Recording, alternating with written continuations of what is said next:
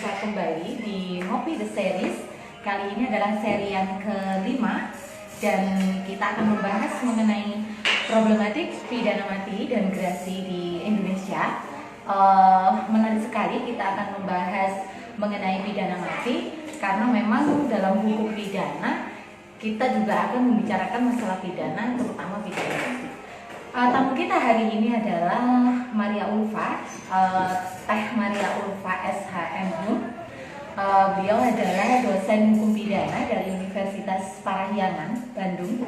Kawan saya, sahabat saya di Mahupiki dan sama dengan saya yaitu dosen hukum pidana. Kita akan kupas tuntas mengenai problematik pidana mati dan gerasi. Kenapa ada kaitannya dengan gerasi? Karena para terpidana mati kebanyakan memang mengajukan gerasi agar pidananya berubah atau tidak menjadi pidana mati. Oke, kita langsung saja sambil kita menunggu bergabungnya Teh Ulfa. Saya memanggilnya Teh Ulfa. Oh, Teh Ulfa sudah bergabung nih. Mungkin bisa dibantu untuk segera join dengan kita. Halo, Assalamualaikum Mbak. Udah. Waalaikumsalam Teh. Ya Allah. Ya. Sehat Mbak? Alhamdulillah sehat. Teh Ulfa gimana kabarnya? Alhamdulillah sehat. Alhamdulillah sehat. Di mana ini Teh? Lagi di rumah, lagi di kamar tepatnya. Waduh, lagi di rumah di kamar enak. Gimana Teh, Bandung hujan nggak? Hujan barusan Mbak, makanya sinyal naik turun semoga sih aman ya. Oh gitu, sama Surabaya Iya. juga hujan. Kemarin Teh seharian. Ini tadi belum hujan. Nggak tahu nanti malam hujan apa enggak. Oke. Teh Ulfa ini follower adalah sahabat saya, teman saya di Mahupiki ya, kita bergabung di Mahupiki, ketemunya juga di Mahupiki. Dan beliau adalah dosen hukum pidana dari Universitas Katolik Parahyangan Bandung. Jadi sekarang sedang menempuh S3 juga sama dengan saya. Duluan Mbak. Ya di UI insya Allah Mbak, mohon doanya semoga lancar.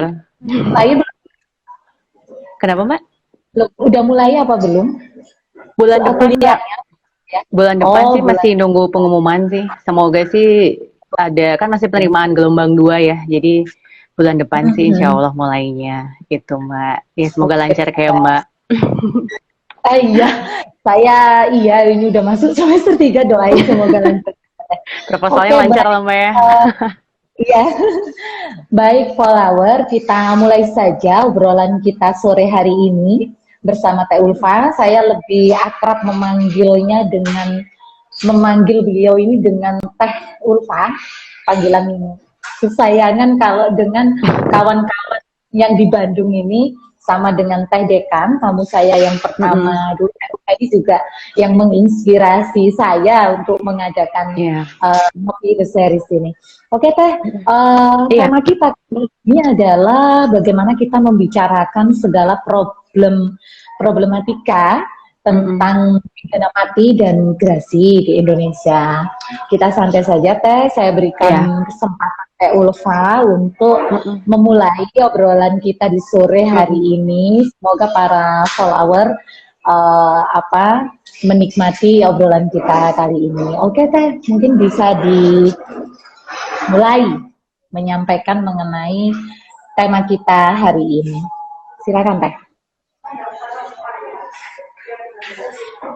Oh, ini sepertinya Teh Ulfa terganggu ya, koneksinya, jaringannya. Dari Teh Ulfanya. Oh, sebentar. Teh, barusan muter-muter. Oke, mungkin bisa dimulai Teh menyampaikan mengenai pidana mati dan gerasi ini terutama di Indonesia, di negara kita. Oh, muter lagi. Oh, maaf follower, ini sepertinya jaringan tamu kita sedang tidak oke. Menghilang. Nggak apa-apa dipanggil lagi. Sebentar.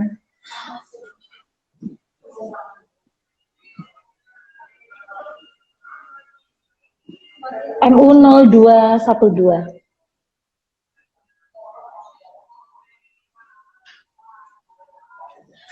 Follower sambil menunggu tamu kita, sepertinya ada kendala teknis jaringan karena tadi memang kabarnya di Bandung sedang hujan sehingga sinyal naik turun. Saya mohon maaf, tapi saya mengingatkan kembali untuk mengikuti acara ini sampai selesai.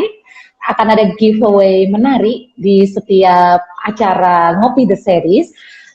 Nanti bisa kita sampaikan lagi di akhir sambil menunggu tamu kita. Waduh.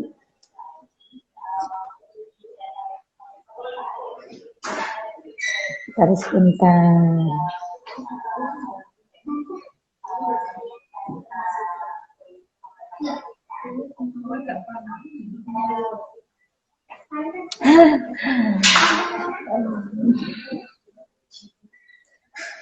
Masih belum bisa join nih, Kaifa.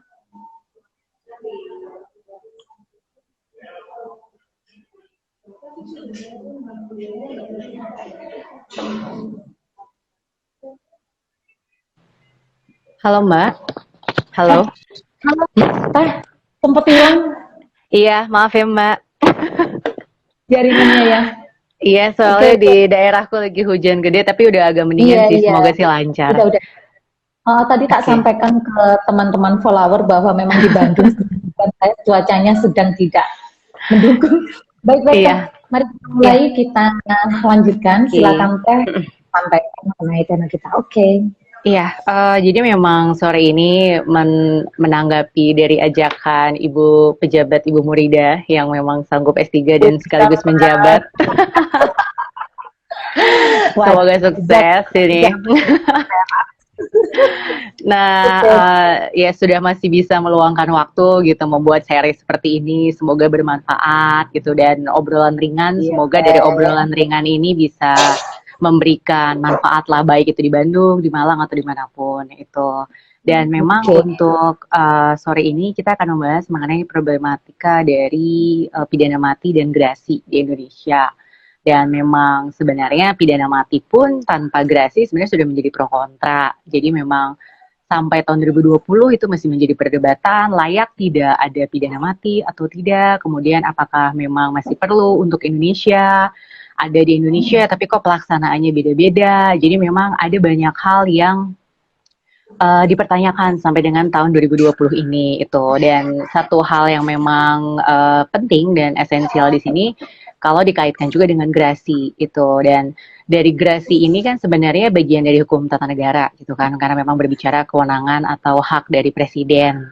Tapi memang pada saat berbicara kaitannya dengan pidana mati ya ada sebenarnya pembahasan mengenai terkait adanya kenapa bisa berbeda satu sama lain itu. Kenapa sama-sama mengajukan gerasi, tapi yang satu bisa menunggu dulu hasil gerasinya baru dieksekusi, tapi kok ada yang tidak menunggu dari hasil gerasi lalu dieksekusi karena mungkin dorongan publik atau mungkin karena dorongan dari negara lain atau apapun gitu. Jadi memang ada kondisi politis juga mengapa seperti itu gitu. Jadi memang nah inilah yang akan didiskusikan secara ringan gitu di sore hari ini dengan Mbak Murida gitu. Dan kenapa topik ini menarik?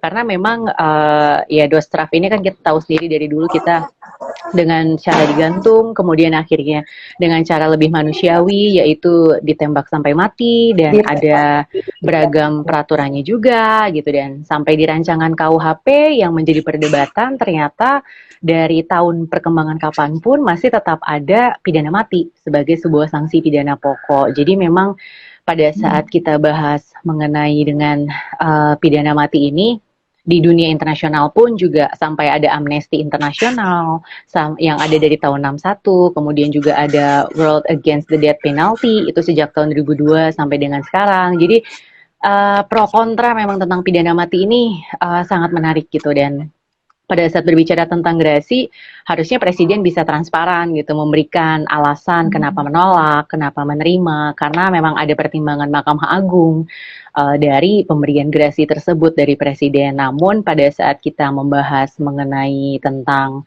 gerasi ini sendiri, ya banyak alasan, dan salah satunya ya itu kan hak prerogatif presiden. Jadi buat apa masyarakat tahu tentang alasan pemberian, baik itu pengampunan ataukah menolak ataukah mengubah menjadi pidana penjara seumur hidup atau pidana penjara jangka waktu tertentu, tidak diberikan alasannya itu. Jadi memang ada banyak hal yang memang bisa menjadi pembahasan, dan pidana mati itu sendiri juga sebagai sebuah sanksi pidana pokok, untuk saat ini sama sekali belum ada kejelasan berapa lama sih sebenarnya pidana mati harus dieksekusi.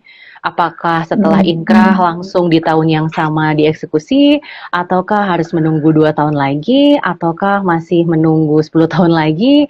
Karena kalau dilihat dari fenomenanya baik dari NGO seperti Imparsial atau ICJR ataupun dari NGO-NGO lain atau mungkin dari data yang ada di Menkumham, ya memang bahwa pidana mati ini juga pelaksanaannya beragam. Itu tergantung siapa presidennya.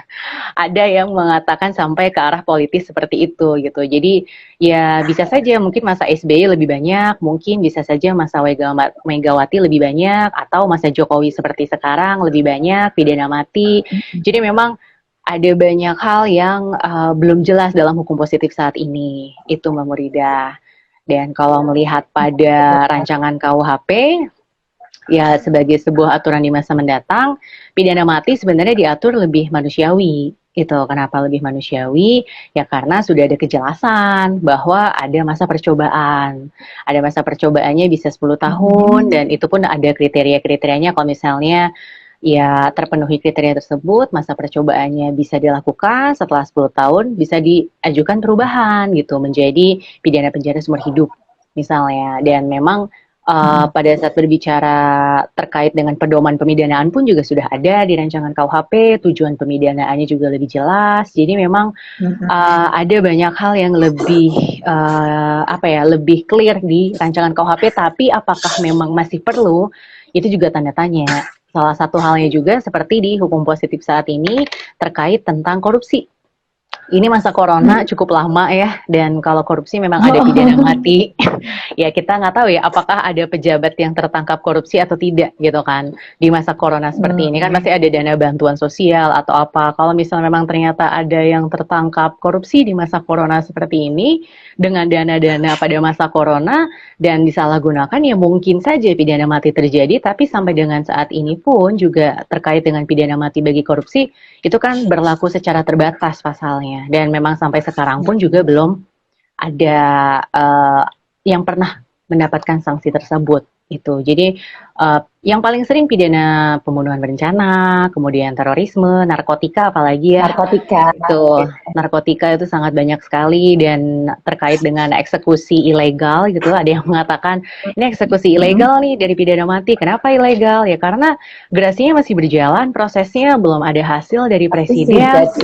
Iya, tetapi sudah dieksekusi. Dan ketika sudah dieksekusi, bagaimana hasilnya? Ya hasilnya itu menjadi sebuah ya pertanyaan bersama, di mana kepastian hukumnya. Padahal kan sebenarnya sebagai langkah terakhir masih ada gerasi yang bisa digunakan oleh terpidana gitu. Jadi memang ya banyak hal yang menjadi kontroversi, tapi ketika berbicara kasus narkotika pun ada di tahun 2016 itu yang sangat mencolok gitu ya, yang sangat menonjol. Ada yang mengajukan gerasi bersama, eksekusinya ada yang bersama, ada yang dibedakan.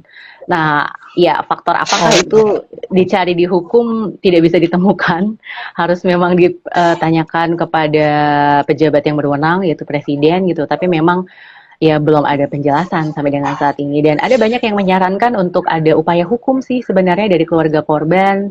Ya ada sih yang mengatakan kan dia tetap sudah dipidana mati, ya mau dipidana mati kapanpun sama aja, tapi kan nyawa ya Mbak ya gitu loh.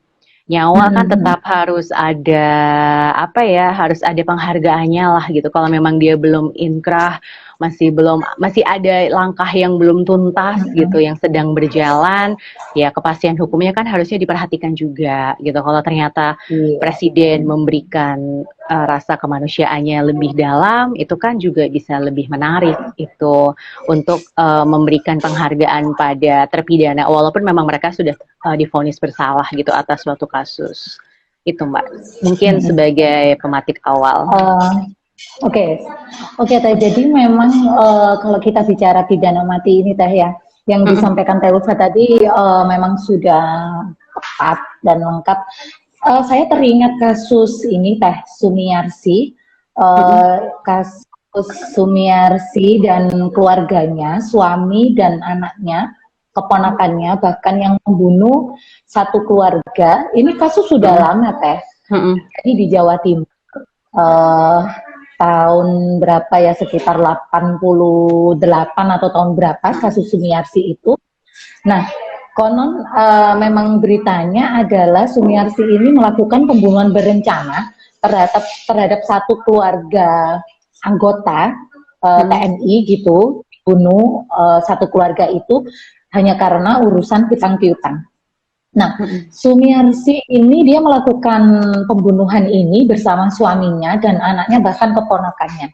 Kemudian masing-masing divonis mati, divonis mati, tapi juga ada yang divonis seumur hidup atau apa. Nah, termasuk Sumiarsi ini, kasusnya itu kan terjadi tahun 88, tapi kemudian dia dieksekusi baru saja tahun 2000 berapa gitu Teh. Nah, dengernya ini Sumiarsi dia mengajukan gerasi di setiap kepemimpinan presiden kita, mulai berarti ya Soeharto, kemudian Habibie, kemudian Mega, Pak BY, SBY, bahkan kayaknya dia dieksekusi pada zaman SBY. Nah, ini muncul pertanyaan kemudian, di mana kejelasan atau kita kan lagi membahas pidana mati dan gerasi ya. Pengajuan gerasi yang berkali-kali yang dilakukan oleh Sumiarsi ini kemudian menunda sekian lama eksekusi matinya karena pengajuan gerasi, padahal dia sudah menjalani pidana penjara lama Teh. Lebih dari 15 tahun. Nah, seperti itu bagaimana? Jadi saya teringat kasusnya Sumiarsi yang kemudian kok dia sudah dijatuhi pidana mati karena tidak ada kejelasan bagaimana pelaksanaan eksekusi mati di negara kita ya Teh. Jadi dia harus menunggu 4 kepemimpinan presiden sehingga eksekusi matinya itu dilaksanakan kalau tidak salah pada saat kepemimpinan SBY. Jadi bagaimana itu Teh? Ya, jadi memang kalau gerasi ini memang dikenalnya kan dari tahun Undang-Undang tahun 2002 dan juga Undang-Undang 2010 gitu loh, Mbak. Dan kebetulan kalau sebelumnya kan memang berdasarkan konstitusi itu. Jadi pada saat kita berbicara yang disamakan dengan abolisi, amnesti pada awalnya itu, dan akhirnya baru mulai munculnya di tahun tersebut gitu. Dan dari perkembangannya, kalau dari kasus tersebut, yaitu salah satu fenomena memang kenapa hukum positif kita saat ini ataupun sebelumnya belum ada kejelasan tentang pidana mati, karena bisa ada yang tadi 15 tahun, 10 tahun, bahkan 5 tahun, atau ada yang beda 1 tahun dari putusan inkrah atau dari pengajuan gerasi atau apa, tapi ternyata pemberlakuannya beda-beda walaupun caranya sama gitu ya. Tapi pada saat berbicara pelaksanaan itu beda-beda itu. Jadi kalau seperti itu bagaimana ya, itu memang suatu celah sebenarnya dari Ibu terpidana Sumiati tadi ya.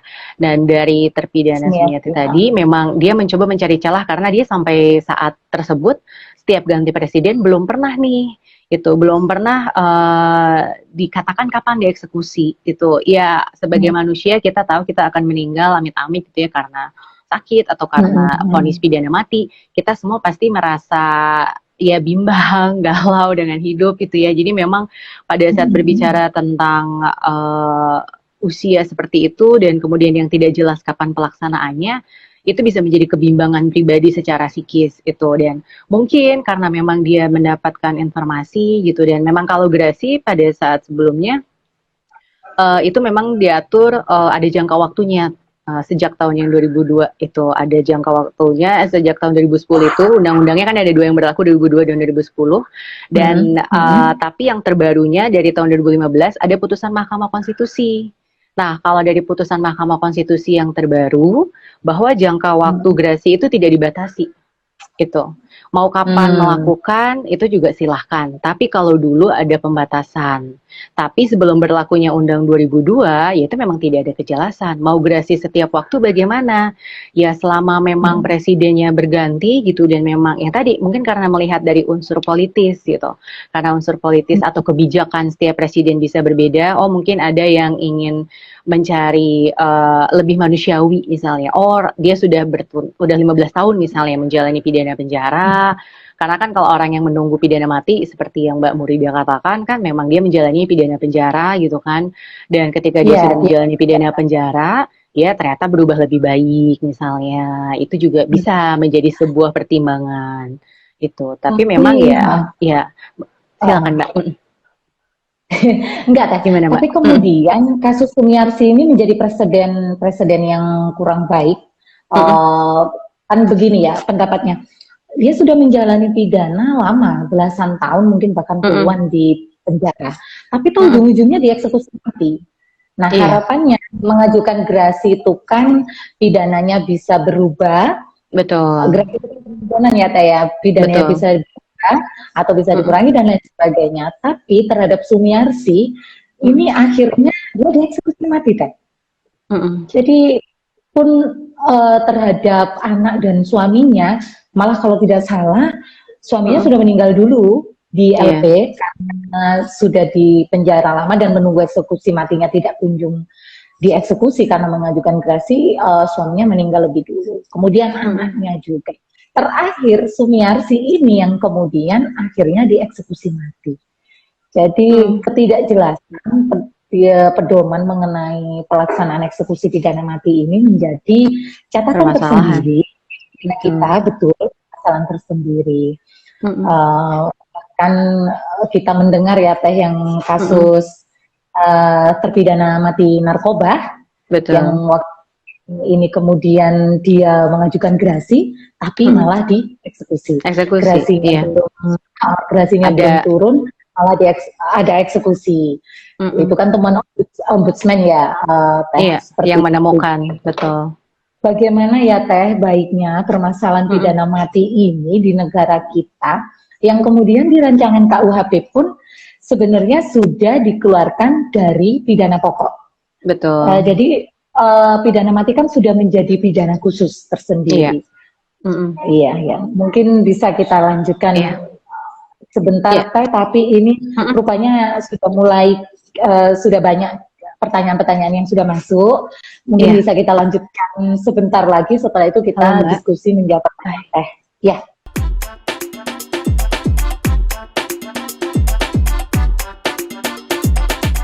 Jadi korban ketidakpastian hukum atau daya tadi eksekusi ilegal atau maladministrasi istilahnya, itu menjadi sebuah pertanyaan, apakah jaksanya yang harus dipindah? Tapi kan seringkali kita berbicara aparat penegak hukum yang yang tidak sesuai hukum, banyak yang akhirnya menyelesaikan dengan sarana administratif. Oh ya sudah, diturunkan saja atau diskors atau misalnya dipindahkan ke wilayah lain itu. Jadi dianggap itu sudah selesai, padahal kan sebenarnya ada aspek pidana juga yang belum terpenuhi di sini selain aspek administratif dari jabatan aparat penegak hukum ini sih Mbak. Itu yang memang perlu ada gimana nih konversinya kalau misalnya keluarga korban ingin meminta ganti rugi atas ketidakpastian hukum yang dilanggar misalnya atau yang dilakukan.